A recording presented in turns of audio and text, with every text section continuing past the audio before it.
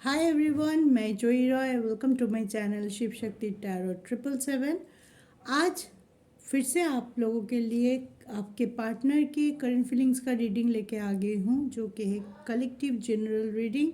And ये reading timeless भी है। तो जब भी ये रीडिंग आप लोगों के सामने आएगा, आप लोगों की सिचुएशन के साथ किसी न किसी तरह से रिजोनेट करेगा। अगर कुछ भी नहीं करता है तो परेशान मत होइए। मे बी अभी के लिए ये रीडिंग आपके लिए नहीं है।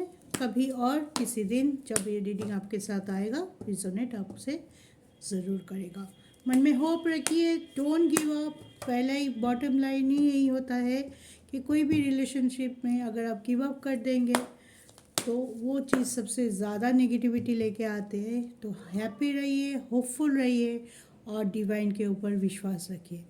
तो चलिए, on a very positive note आज की रीडिंग शुरू करते हैं। देखते हैं मेरे व्यूअर्स के पार्टनर के दिल और दिमाग में क्या चल रहा है, क्या हो सकता है उनकी next move towards their relationship, और क्या एनर्जी वो रिसीव कर रहा है अभी इसी वक्त।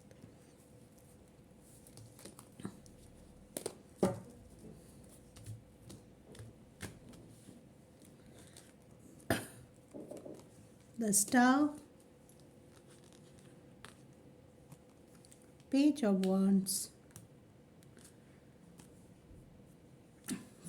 Four of wands। Very good, very positive energy निकल के आया है। ठीक है,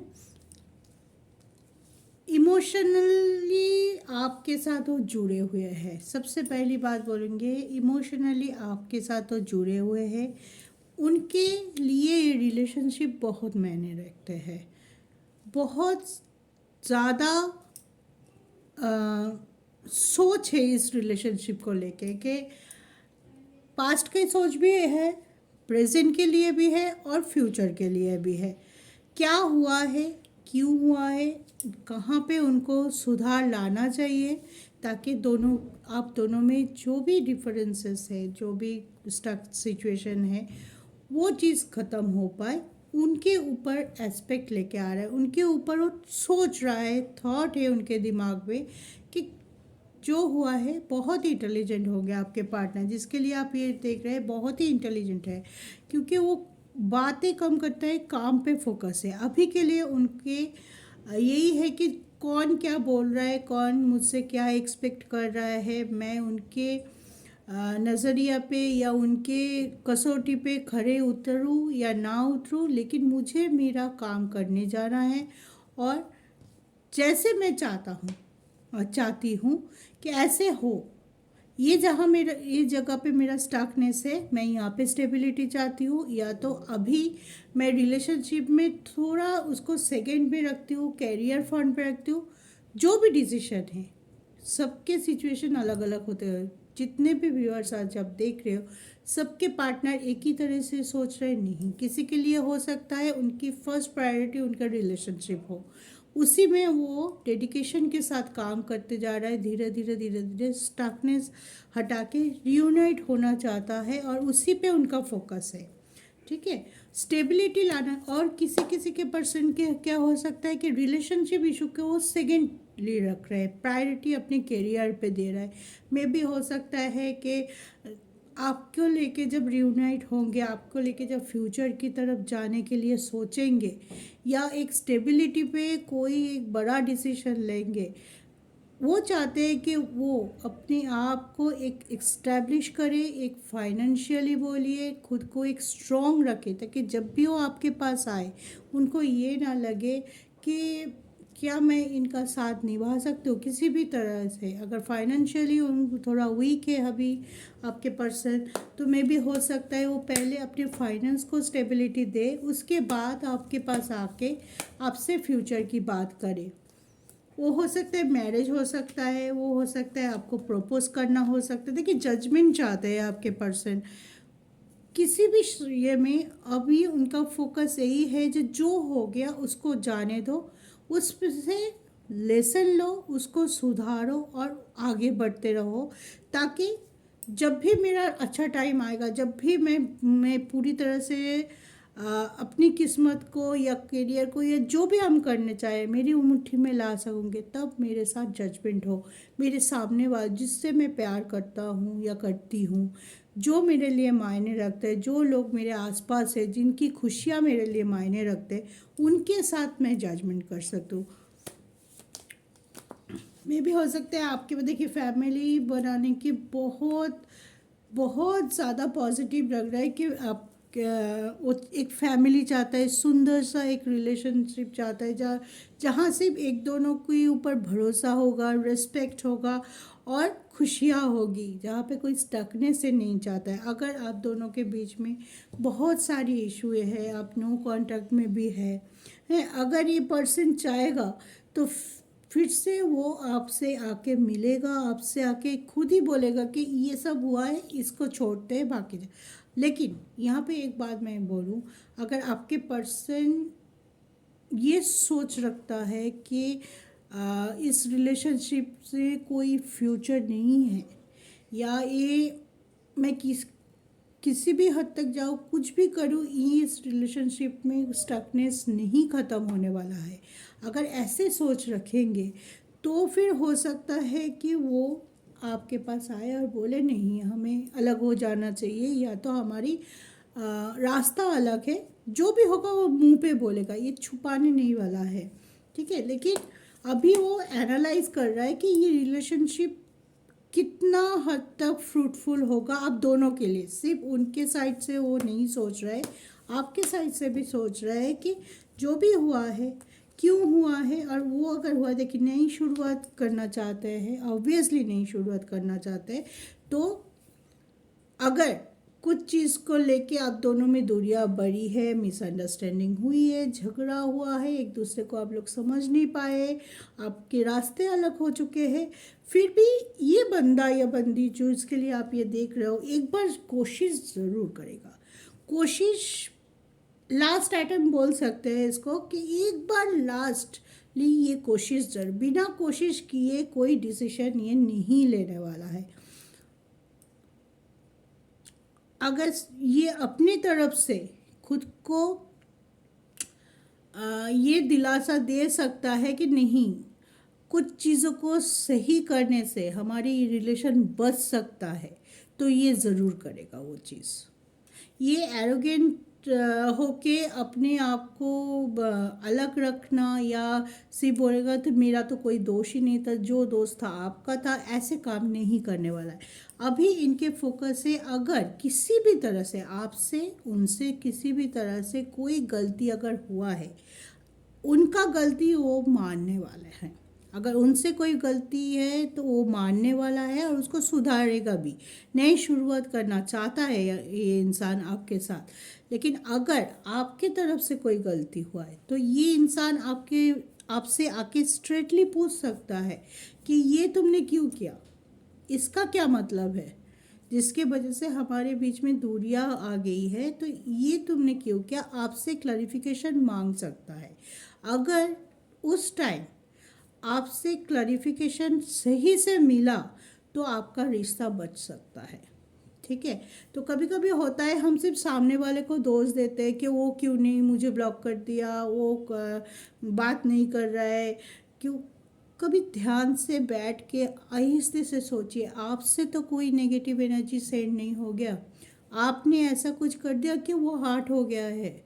अगर हुआ है तो उसको सुधारने की कोशिश कीजिए, ताकि ये बंदा वही कर रहा है, अपने हिस्से का जो भी उन्होंने ख़राब किया है, जो भी चीज़ उनसे लो वाइब्रेशन में कहीं ना कहीं किसी न किसी लो पॉइंट में आके ख़राब हो गया, गुस्सा हो गया, आपको कुछ भला बुरा कह दिया, बहुत ही रूडली बिहेव किया है, या आपसे शायद बहुत ज़्यादा पॉजिटिव हो सकता है, आपको लेके डाउटफुल हो सकता है, जिस किसी भी कारण से आपसे ये दूर गया है, अपने हिस्से का गिल्ट ये पाले हुए थे और अभी वो गिल्ट पे वो काम कर रहा है।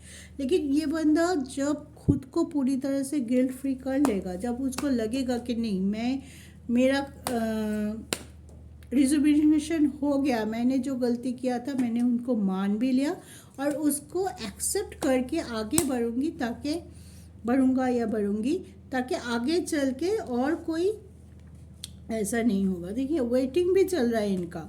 शायद आप लोगों में बहुत सारे लोगों के लिए ये भी हो सकता है कि आपके पर्सन आपसे कुछ क्लैरिफिकेशन मांग रहा है, लेकिन आप नहीं दे रहे। आपको ये डर सता रहा है कि मैं बोलूँगी पूरी तरह से, या तो वो चले जाएंगे मुझे छोड़ के पूरी तरह से, एकदम फाइनली चले जा सकता है हैं, या तो वो फिर से गुस्सा हो जाएंगे कि अगर कोई बात ऐसी है वो पूछे जा रहा है, मैं हमेशा टालती जा रही हूँ, तो इनका पेशेंस लेवल ख़त्म हो सकता है। तो अगर आप दे सको क्लैरिफिकेशन जो जिसके बिना पे ये रिलेशनशिप बच सकता है, तो आपको देना चाहिए। देखिए हाई प्रिस्टेस है तो छुपाने की वक्त क्या है। अगर आप दोनों साइड से चाहते हैं कि रिलेशनशिप नेक्स्ट लेवल पे जाए, आप लोग एक दूसरे के साथ पूरी उम्र गुजारा कर सके, शादी के लिए सोच रहे हैं, रियूनाइट होने के लिए सोच रहे हैं, किसी को प्रपोज करने के लिए सोच रहे हैं, किसी को अपने फीलिंग्स एक्सप्रेस करने के लिए सोच रहे हैं, तो छुपाइए मत। छुपाने का टाइम गया है, अभी सीधे सीधी बात करने का टाइम है।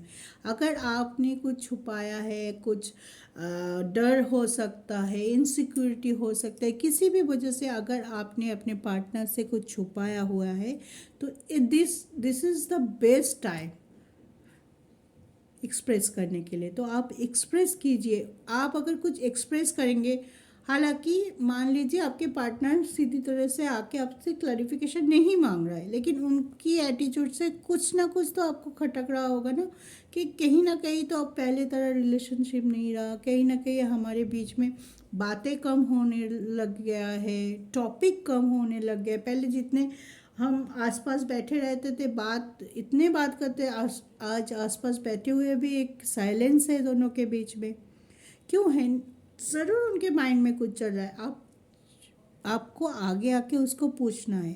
अगर इनको कुछ बताना होगा ये बता देगा, क्योंकि ये उस प्रोसेस में है कि अपने गिल्ट को वो सुधारने की कोशिश कर रहा है, पास्ट की एनर्जी को लेड को कर रहा है, जो हो रहा है ये मुझे नहीं करना है।